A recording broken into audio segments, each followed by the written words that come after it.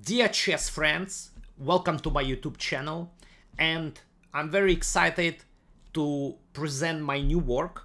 I'm also proud of myself that I was able to gather the information so quickly and produce as hopefully as always high quality file. And the story is that I noticed like something very interesting in the game from US Championship, which currently going on in St. Louis. So this was the game between Ray Robson and Fabiano Caruana. And well, so the tournament is still going on. It's not finished yet. Obviously, we'll go to the history of chess as like really bad accident with Christopher Yu.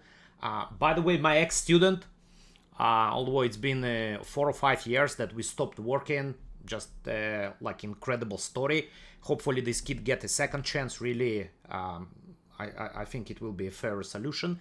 Now, going back to the material, so the topic of my material is how about you like Queen's Gambit declined and you play this variation, and so for some time I was highly recommended everyone in this position to start with bishop e7 in order to avoid knight f6, so take and bishop g5 that we will see right now.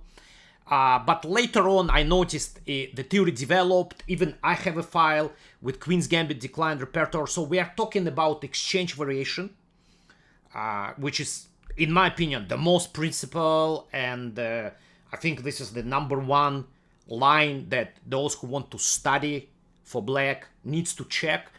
And now, instead of normal moves that are bishop e7 or c6 that they usually transpose, Fabiano played move bishop e6. So as I mentioned before, it's like really was some kind of surprise for me. I have studied many sidelines here, but I have never seen move bishop e6. And I already noticed there are actually a lot of surprises in this like exchange variation. So for example, who would have thought like that 98, 96 in the main line, like Magnus Carlsen has been playing, it's like very good system. Like well, it's really shocking. So now when you play this line, obviously for black, and you have your like general repertoire, of course you have to cover a lot of stuff. So you have, but mainly it's white, two major setups. One is with knight on e2, which is, in my opinion, the most principal. Another one with knight on f3 and minority attack. And then there are also a bunch of lines with tricky move orders where white starts h3, sometimes goes bishop f4, and so on. So how about you just study move bishop e6 and solve all the problems, and you just literally have one system. Now, I wasn't sure whether it was like, you know, a surprise weapon or just it's a serious system. Now, to my shock, I discovered like quite a lot of Grandmaster games. Not so many high-level Grandmasters, but very serious players. And I decided to check.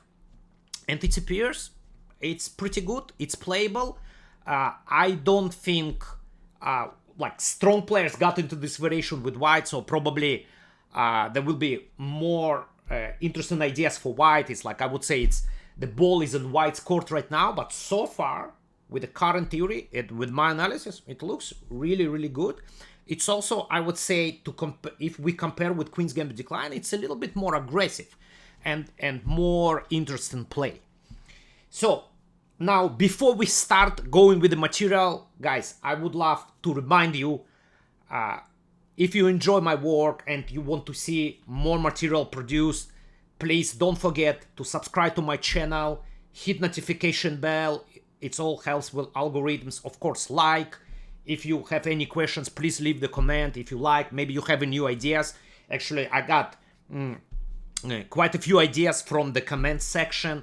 So, and I was able to produce new files. So it's all really helps. Now, let's go with the line. So we start bishop e6. We start with bishop e6, And obviously the idea is pretty clear. We want a very quick knight d7, and those who play Queen's Gambit Declined Exchange, they know that the most problematic piece is light square bishop. It usually stays on c8 and always some problems, and it's always a good idea to trade this bishop. So now when I saw this, well, if we can get its bishop on e6, it would be great. So first of all, when I got into this variation, my first question was, how about move queen b3? So this is quite thematic because, well, once you move the bishop, so immediately there is a question which pops up. What happens with pawn on b7? How we protect? We cannot do queen c8, we cannot do b6. So here a very nice solution. It appears that we can just continue developing knight d7. And it's actually pretty bad idea for white to take on b7, because after rook b8, queen a7, rook b2, black has tremendous initiative, actually very, very dangerous position for white. So white has to settle after knight d7 for move e3, but then we can even strike c5 and the pawn's still untouchable, and somewhere obviously we can take advantage of white queen being on b3, so playing c4 with tempo. So it's all covered obviously. So queen first, great news, queen b3 is not dangerous. Now 90% that you play bishop e6, somebody will play e3. Now after e3 we play knight b7, and white has a wide choice of different setups here. I check queen b3, queen c2, so there is this interesting move knight e2 right away, but usually white will start with bishop d3, we play c6, and now it's actually kind of like the main crossroad in this variation, how white is playing here, which setup, whether it's knight e2, knight f3. The game that I just mentioned actually continued bishop f4, we will get to this. So I want quickly to go over like our setups and how we range pieces. For example, what about f3? Like f3 and we play bishop e7, knight e2. So the setup which is probably the most dangerous against regular exchange variation where black plays bishop e7 castle. So here we play right away knight h5. We trade dark square bishops, and then depending what is white is doing, we can castle either queen side or king side, and I think it's kind of like beneficial for us that we got this knight h5 trade. So we have our own ideas. Again, it all depends what black is playing, white is playing, and I think so. I have obviously like more analysis here. It seems like black is doing pretty well. I don't see any problems.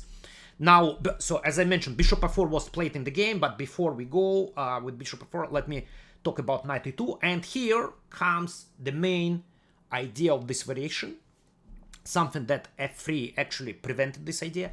We play h6, bishop anywhere, g5, bishop g3, knight h5, so we go after white, dark square bishop. That's what I meant, but by this system being more aggressive than regular Queen's Gambit Decline. So we get the bishop, then we play with bishop pair. The play is complicated. Some positions queenside castle we play. Sometimes we stay with the king in the center. Very, very interesting, excited. And new play for many players. So that's what happens after knight e2. Now, if white plays knight f3, so that's like happened a lot. So the same, we follow up with h4, bishop h6, bishop h4, g5, bishop g3, knight h5, getting the bishop. And like, for example, here, maybe to suggest queen c2, very logical. So we take, we play queen f6, and this position extensively analyzed. So we are ready for queenside castle, queen controls e5. So very much depends where white castles. If white castles queenside, of course, we go queenside. So like there is e4, there is rook b1 plan as always. So, but like really was pleasantly surprised how black is doing really well here in this position. So that's more or less, we put bishop e7, bishop e6, knight e7, c6, ready for h6, g5, knight h5. Very simple play. Now it looks like Robson, he's a tremendous theoretician, he was ready for that. Like you don't play bishop f4 move if you kind of like face a surprise. And Fabiano came up here in this position with the move g6. And the point, he prepares knight h5, and the white idea can be clearly seen from bishop e7, h3, castle knight f3, and that's pretty much kind of like a normal normal Queen's Gambit declined exchange variation, but I think it's quite favorable version for white. So like avoided trade of dark square bishops, bishop on f4, queen c2 comes, and so on. So that's why it's very important, and it's a new move basically, so novelty, to play g6, prepare knight h5. Now after knight f3 we play knight h5, bishop g5, f6, bishop h4, complicated game, bishop d6. Have very deep look here. Black is doing pretty okay, no complaints here. Now very logical in this position to play h3, as was played in the game by Ray Robson. Knight h5, bishop h2, bishop e7. Very very interesting. So like if g4, it's also weakening, of course deserves attention, so we can later maybe undermine with h5. Knight f3 was played. As I mentioned before, white will come up now with more ideas, because this line will get popular, because first of all Caruana played, and secondly many people will see this file. So castle, and again we got to normal position. What is black knight doing on h5? It's actually not so bad. We just play knight g7, we prepare bishop f5. That's what happened in Fabiano game. And by the way, it was a very nice positional win for Fabiano, and it looks like just normal Queen's Gambit declined. We get moved bishop f5, and we just play normal game. We avoided knight e2 system, and overall very interesting, but most importantly it's very very practical approach. You just learn bishop e6, and you are basically, if you like, you are set up for playing against Queen's Gambit decline exchange variation. Guys, I hope you enjoyed my my new idea, my new database. Now as always, if you want a very extensive file, you will see in description my webpage Ask-Avrukh.com, so you can download PGN. Now, if you just got the idea, already a lot of secrets revealed in this video, you can develop your own lines.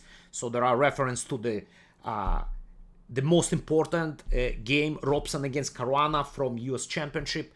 And good luck, whatever you decide. So you get ideas. That's the most important in my YouTube channel. So thanks for watching, and I'm looking forward to see you again soon.